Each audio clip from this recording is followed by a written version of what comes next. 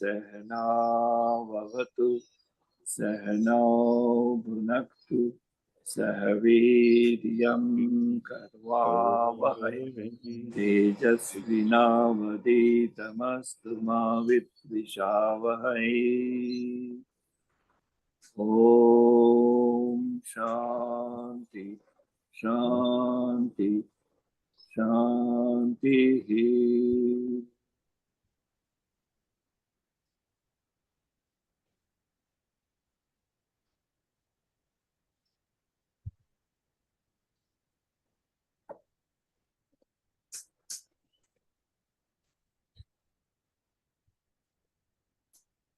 We are on page 214.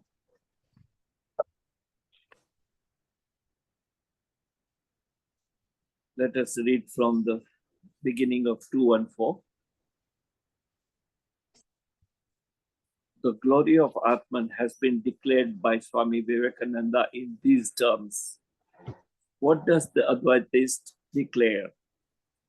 He says, if there is a God, that God must be both material and efficient cause of the universe. Not only is he the creator, but he is also the created. You see, what does it mean? It means, this is the statement which involves the Sankhya philosophy of duality, the creator and the created or creation. But ultimately it says that what is created or whatever we call creation, the creator is in and through that creation. So it is not separate from the creation.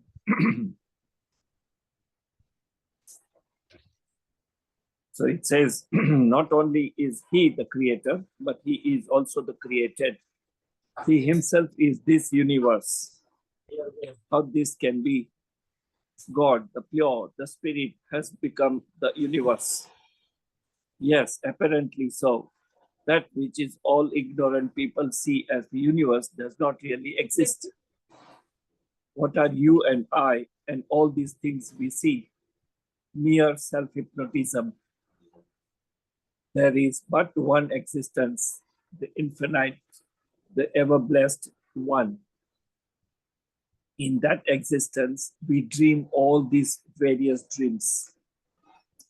It is the Atman beyond all, the infinite, beyond the known, beyond knowable. This confuses, and this becomes a subject of lot of debate when it says it is both known and unknown as well as unknowable. If it is unknowable, then every expression falls short of knowing whatever it is. But Advaitins claim it is unknowable. It is unknowable as long as we remain in ignorance. The moment we transcend the ignorance, it is it or this or I am is the realization. I am the pure consciousness. I am the Brahman. So it says mere self-hypnotism. There is but one existence, the infinite, ever-blessed one. In that existence, we dream all these various dreams. It is the Atman, beyond all, the infinite, beyond the known, beyond the knowable, in and through that we see the universe. It is the only reality. It is this table, it is this audience before me, it is the wall, it is everything, minus the name and form. So it says, the Advaita says, the word that we perceive is only the appearance. Appearance of what? Name and shape and form. Minus, we remove the name and form, what remains is that consciousness, is that isness of is or it, whatever is the existence. It is the table, it is the audience before me, it is the wall, it is everything, minus the name and form. Take away the form of the table, take away the name. What remains is it. The Vedantians does not call it either he or she. These are fictions, delusion of the human brain. There is no sex in the soul. People who are under illusion, who have become like animals, see a woman or a man. Living gods do not see men or women. How can they, who beyond everything have any sex idea? Everyone and everything is the Atma, the self, the sexless, the pure, the ever blessed. It is the name, the form, the body, which are material, and they make all these differences. How to know the self? The final question is, how can we know the self? How to know the knower? It cannot be known. How can you see your own self? You can only reflect yourself. So all this universe is the reflection of that one eternal being, the Atman. And as the reflection falls upon a good or bad reflector, so good or bad images are cast up. Thus, in the murderer, the reflector is bad and not the self. In the saint, the reflector is pure. The self, the Atman, is by its own nature pure. This is Swamiji's answer. So his approach is that what we perceive as a word or as an existence is nothing but the same Atman or same Brahman or God as a reflection. And it is the Atman that we all have is one. There is no division. There is no separation. And because it is one, all what you see as a creation is nothing but the creator. Because it is the same Brahman, same Atman, same whatever name we use, God. To find a God, there is no travel. There is no travel in time or space. You don't have to go to a particular place to find that energy, to find that the Supreme Being. Or you don't have to wait. There are concepts that you are too young to talk about this philosophy or this wisdom. When you grow mature or grow old, there is a time to read and talk about or think about it. There is nothing to wait. There is no time. There is no space. It is now, here and now, that one has to realize that there is no separation. There is only one energy, oneness. Since there is one, the Atman, all our love and hate pertain to the self alone. In the Upanishad, there is the dialogue of Yajnavalkya and Maitreya, his wife. Yajnavalkya says to her that all our love is self-based, which means you love your own self, the capital self. And that's why in the Greek mythology or Greek mythology, the word selfish is considered to be a virtue. It's a good, it's not a quality that one can look up down upon.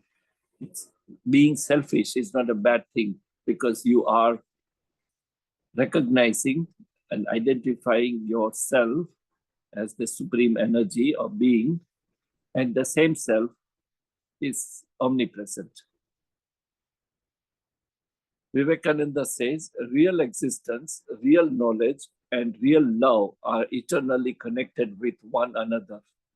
So he's speaking about the attributes of consciousness or attributes of Brahman, Sat, Chit, Ananda, which is existence, knowledge, and love.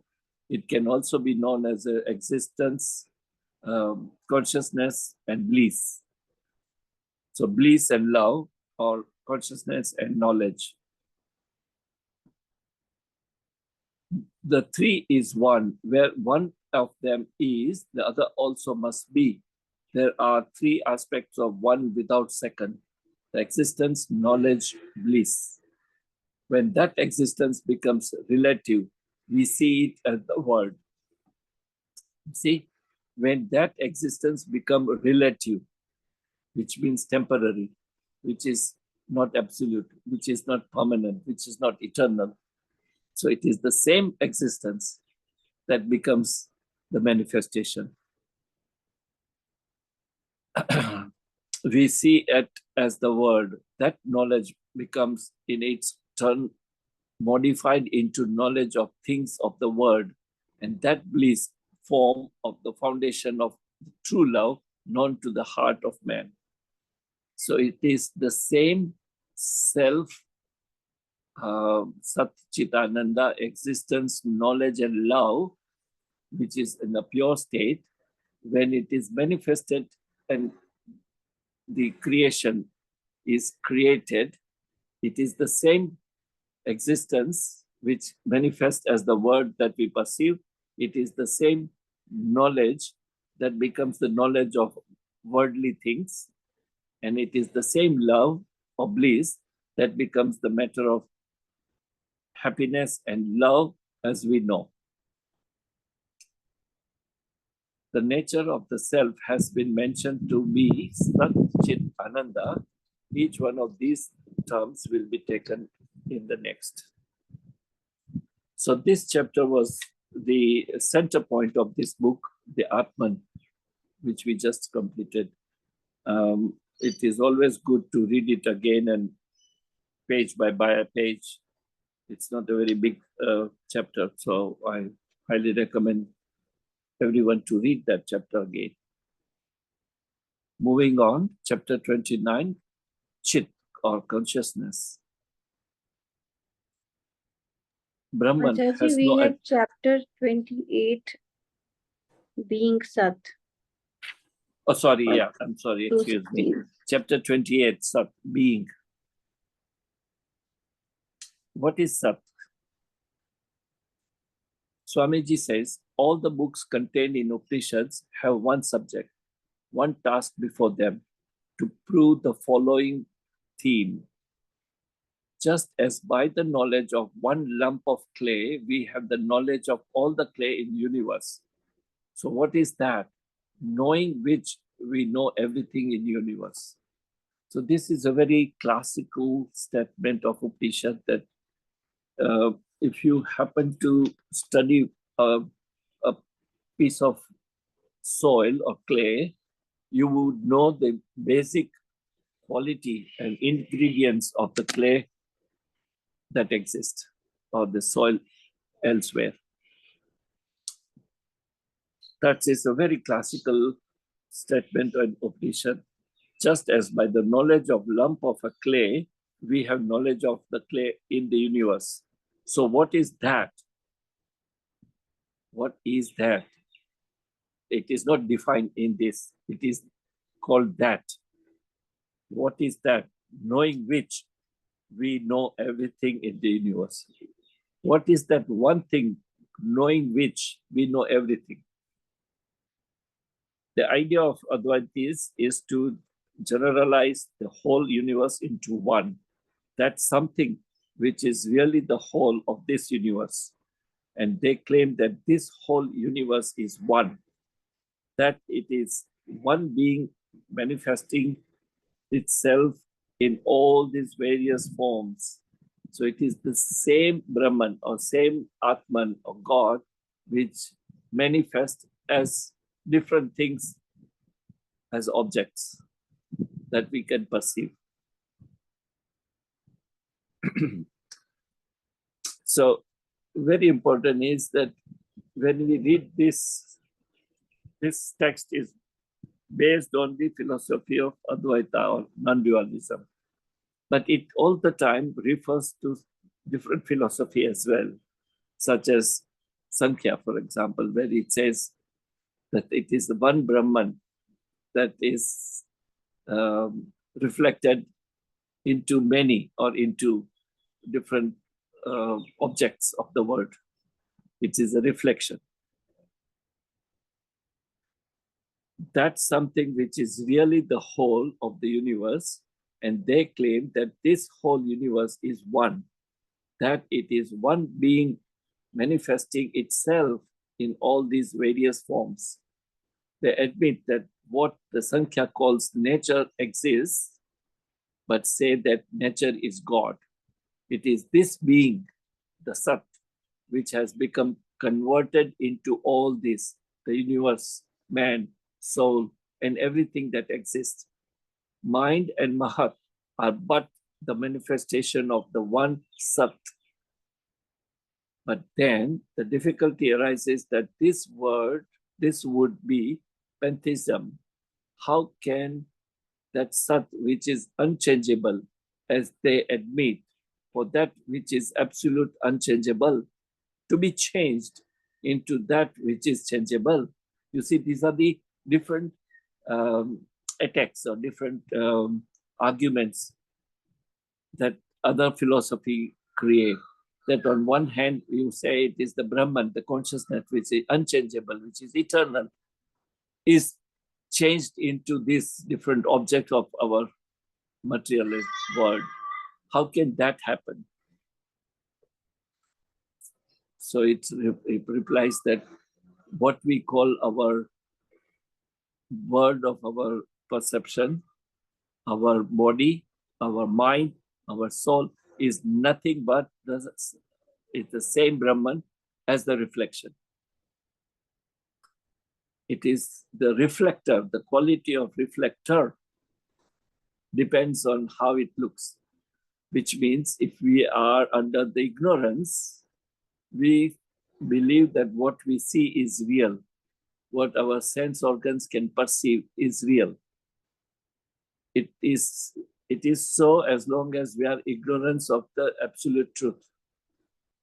Moment you are convinced and realize that absolute truth is one, it is one energy which is transformed, which is reflected as what we see. It's nothing but that energy. Mind and Mahat are but the manifestation of that one Sat. Now, Sat, remember, means the being. It has no sex. It has nothing to do with name and shape and form. It's just the being. Now, being can be the energy. The simplest way to understand is that supreme power, supreme energy. But then the difficulty arises that this would be pantheism. How come that Sat, which is unchangeable, as they admit, to be changed in that which is changeable and perishable? The Advaitists here have a theory which they call Vivartavada, or apparent manifestation. According to dualists and the Sankhyas, the whole of this universe is the evolution of primal nature. According to some of the Advaitists, some of the dualists, the whole of this universe is evolved from God. And according to the Advaitists, properly, the follower of Sankaracharya, the whole universe is the apparent evolution of God. You see, so this is the kind of a classic arguments that happens among different school of thoughts, whether it's Advaitians or non-dualist or dualist or Sankhya. So it just talks, and this is the very important that we know each side of the argument and to come to a bottom of it, that ultimately it is one energy that exists, and it is the existence, or call it Sat, or call it being, which is reflected as what we can perceive. According to some of the Advaitins, some of these dualists, and the whole of the universe is evolved from the God. And according to the Advaitis proper, which means the when we say Advaitins proper are the hardcore believer of non-dualist, the follower of the Sankaracharya, basically, the whole universe is the apparent evolution, apparent evolution of God. God is the material cause of this universe, but not really, only apparently. So Shankaracharya believed that this is the evolution of God. It is, but it is only apparent evolution. It is not real. It is only an apparently relative truth. The celebrated illustration used is that of the rope and snake. Now, this is again a very classical example in different Upanishads about what is projected, what our senses can perceive. Is that real or not? So the classical example is of rope and snake, that you walk into a dark room and you see a rope lying, but because of the mind conditioning and because of the shape and form of what is on the floor, the thought of snake comes to you and you have the fear of snake. Only when the light falls on it, you realize it is not a snake, but a rope. So this rope is the word, the fear is the snake, the light is the real knowledge, the truth, the absolute knowledge. When the light falls on a rope, which means when light is, you're enlightened, basically, you realize that the rope is neither a rope nor a snake. It's just an appearance. So even the rope is only appearance. Even the snake is only an appearance. Why? Because of the light. If there was no light, there is a doubt whether it's a rope or a snake. Where does the rope appear to be the snake? But what was the reality there? The rope did not really change into snake. Even so, this whole universe is as it exists in that being. It is unchanged. And all the changes we see in it are only apparent. These changes are caused by desha, kala, and nimitta, which is space, time, and causation. According to higher psychological generalization, nama and rupa, name and form, it is by the name and form that one thing is differentiated from another. The name and form alone can cause the difference. You see, how do you differentiate from one to other? It's based on the name attached to it and the shape or form that it possesses. That's how you differentiate between one thing to other thing. Yeah. So that name and form is only an appearance. It is not the essence of existence.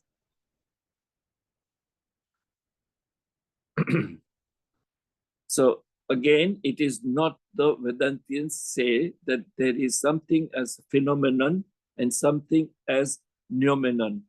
The rope is changed into snake apparently only, and when the delusion ceases, the snake vanishes.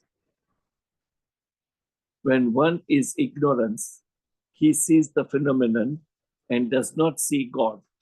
When he sees God, this universe vanishes entirely for him. Ignorance or Maya, as it is called, is the cause of all these phenomenon. The word phenomenon, what we use is out of the that we are ignorant. It's Maya. It's ignorance. So it says, the absolute, the unchangeable, being taken as this manifested universe. This Maya is not absolute zero, nor non-existence. You see, this is very, very important to understand. Now that it talks about ignorance or Maya, and it says that the Maya is not absolute zero, nor non-existence. That means it does not exist, and yet it exists. It exists as long as you are ignorant. It does not exist when you are transcending the ignorance. So it is up to reflector, up to the observer, up to the self to evolve, to gain the higher knowledge of realization, of self-realization. And once you have that self-realization, then the Maya or ignorance is transcended. It's dropped. It is defined as neither existence nor existence. It is not existence because that can be said only of the absolute, the unchangeable. And in this case, Maya is non-existence. So once you realize of absolute truth, there is Maya is it does not disappear. It is there, but for you, the one who has gained that knowledge, gained that higher realization, for that there is no Maya, there is no ignorance. What is being? Reality remains in all these three times, past, present, and future. And so it is called Sat. Which means, what it means is that the Sat or the being is beyond the time and space. It was never born. It will never cease to exist. Endless. That means it was always there. It is there. It will remain there. That's the existence, the being, Sat. The three times are the past, present, and future. The present is the standard for judging the other two. For us, the future is dark, but for the gods, the three times are one. They move in all these three with equal ease. So the concept of the three time is relative. It is in the minds of the living beings only. What about the self then? It is beyond the idea of time. The self was not born, it shall not die, so it is always there, omnipresent, eternal. The word Sat means being. It was also translated a few years ago as existence. Sat is statement of fact. To be means is. This is the most essential fact of something, that it is. And that's why I always call it isness of ease. Isness of ease, or awareness of the aware, is the Sat. The Atman can never be the opposite. Bhagavad Gita gives these meanings to Sat. The word indicates being is used regarding someone being good and for indicating auspiciousness. In the general sense, the word Sat is used to indicate goodness. Sadguna means good quality. So it has been called Sat, being. Sri Ramakrishna goes further and says, the Vedas speak of Sat Chit Ananda, Brahman. Brahman is neither one nor two. It is between one and two. It cannot be described either as existence or as non-existence. It is between existence and non-existence. In other words, it trying to say is that you cannot define that Brahman. You cannot define the absolute reality or that energy. It is neither existing nor not existing. So what is not existing and what is also existing, how do you define? You cannot describe it. That's why in the beginning it says it is unknowable. We can only have all this information or knowledge as a pointers. It points to something, and that something is unknowable, because our limited vocabulary, our limited knowledge and limited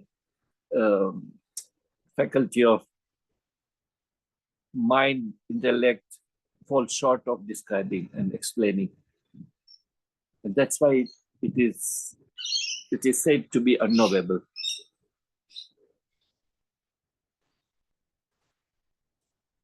I will stop here. We will take up chapter 29 after a short break. So is there any point that is not clear, or is there anything that you like to share? Hari Om Acharya, this concept of unknowable is very confusing. Having reached the half of the book, suddenly I'm told it's unknowable, then what am I reading this for? The first question which comes. I had the same feeling. Why have they written this chapter? They started by giving us this thing that kuch to pata chalega. But then at the end they say it is neither unknowable nor not knowable. We have to start with, as I said, all this is a wisdom or a knowledge or wisdom of saints and sages who had the revelation, who had the grace bestowed upon them. For you and me, for most of us, the journey should begin with one simple thing: purity of mind, or purity of thought, purity of emotions. All this is good to know. All this good to know, to contemplate. All this is important. I'm not saying that you ignore, but we have to be true to ourselves that we, at this stage, fail to understand this. As you fail to understand why are we doing if it is unknowable. I had the same reflection or the same reaction when Mr. Krishnapani, who was taking our classes, when he was teaching us, and I said, we might well stop here because it's not knowable. So he says, yes, you are right. But if you stop, then there will be no progress whatsoever. So there must be a work in progress. What is work in progress at our stage? Our stage work in progress should be purity of thoughts, purity of mind, purity of emotions and feelings. And so once you begin with that, then things will start. It will open up, the different doors and windows opens up. And then you try, after the purity of mind, purity of thought and emotions, then you read, then you follow this or listen to this, your understanding will change. What is unknowable to you and me right now will not have the same intense feeling of unknowable. Because if we ask ourselves, who am I or what am I? And if you go on asking yourself the same question again and again, and then you say, if I am this body, then when I was 5-year-old boy, my body was different. When I was 20, it was different. When I was 40, it was different. When I was, as you grow, your body changes, apparently. So if what is changing is not absolute truth, it's not final, it's not. So then it can't be the body. Then you say, okay, then maybe what I'm thinking, whatever is my knowledge, whatever is my experiences, my wisdom is what I am. But that also changes with time. What we thought, what was our feelings, what was our perception was different as time passes. So it can't be the mind and thoughts. Then our intellect, that changes too. So these are the first approach of negation, that I am not the body, I am not mind, I am not intellect. Okay. Then you say, what is it then? Then you talk about the 5 koshas that we read. Yeah. Annamaya kosha, pranamaya kosha, manomaya kosha, all that. I am that? No, I am not pranamaya kosha, I'm not manomaya kosha, I'm not vijnanmaya kosha. I'm not even anandmaya kosha, which is turya, which is closest. Then you take up 3 state of consciousness: wakes up state, dream state, and sleep state. We are none of that. But there is something that is constant throughout those three, in and through. And that is that consciousness, that is that energy. So if I am that energy, if I am that self, how do you describe that self? We need no proof that I exist. We all know we exist. What is it that exists? What is it that exists? Is it our body that exists? No, because it dies. Our mind, our breathing, our intellect, everything has an end.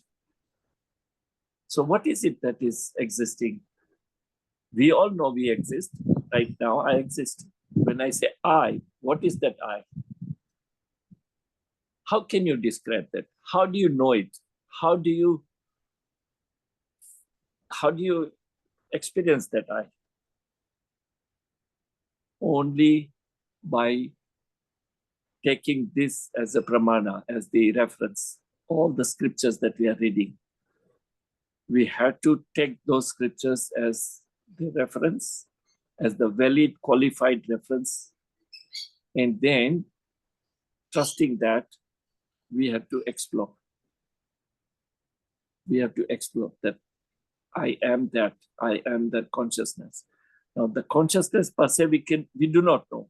We have not seen it, has no name, shape, form, because it is not object. Only the object has name, shape, form, color. The subject does not have it. And the consciousness is the subject. So how do you describe subject? How do you know the subject? That's why I said, live with the question, intense desire to know. The revelation, the truth will be revealed.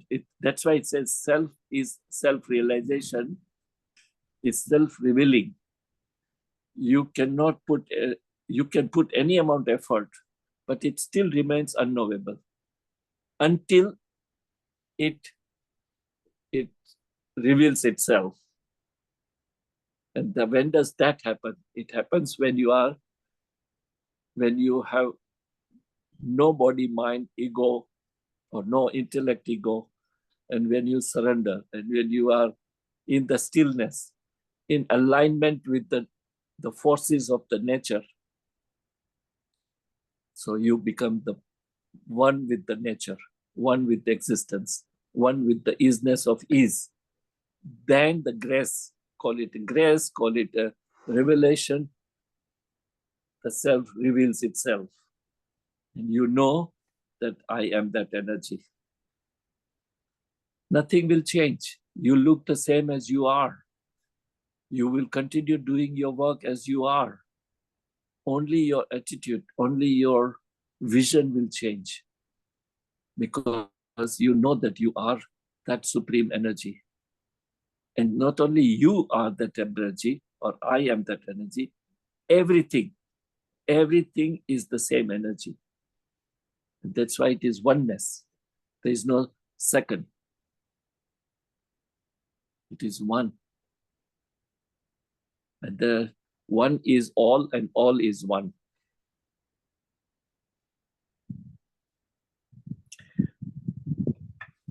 So there are answer of why we should pursue something which is unknowable, because that's the goal of our life. That is why we exist. That is why we are here. The only purpose of this life is to evolve spiritually, to know who am I.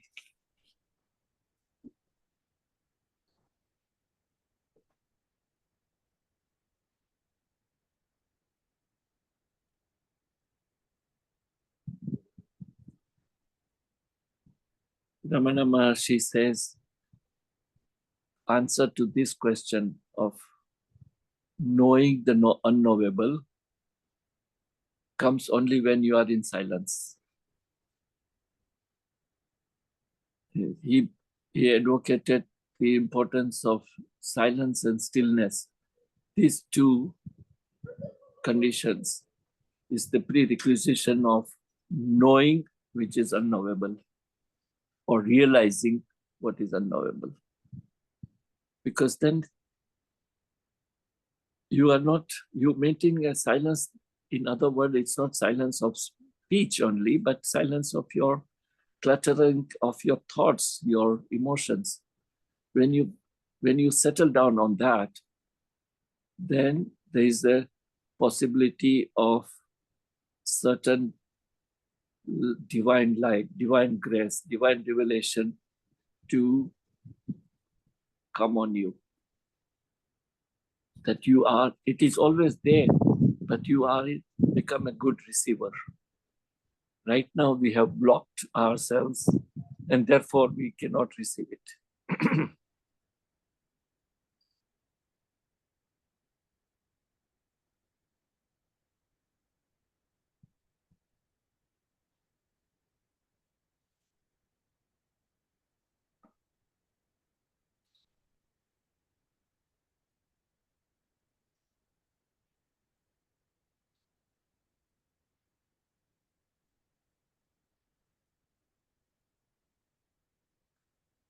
Let us for next 2 minutes close eyes and ask ourselves, contemplate mentally all that we read today.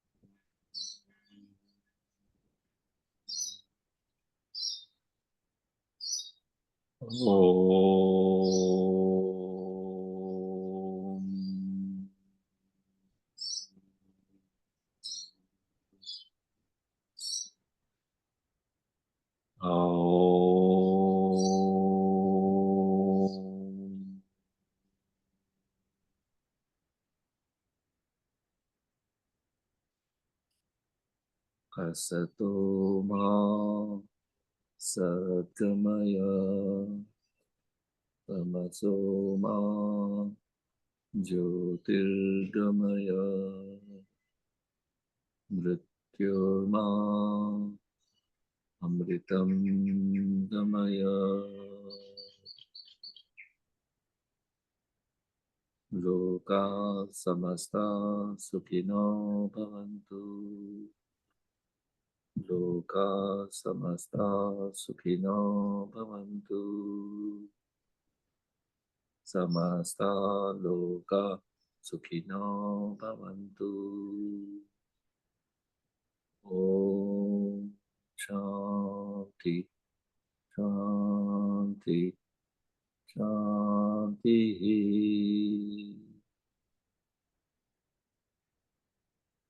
Thank you, God, for giving us air to breathe. Thank you, God, for giving us water to drink. Thank you, God, for giving us sun for energy. Thank you, God, for giving us food to eat.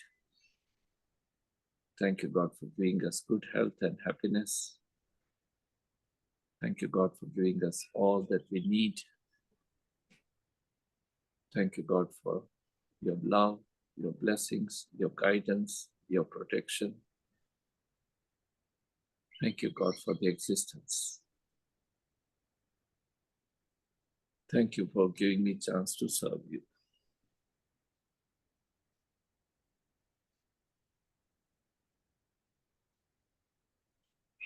Thank you.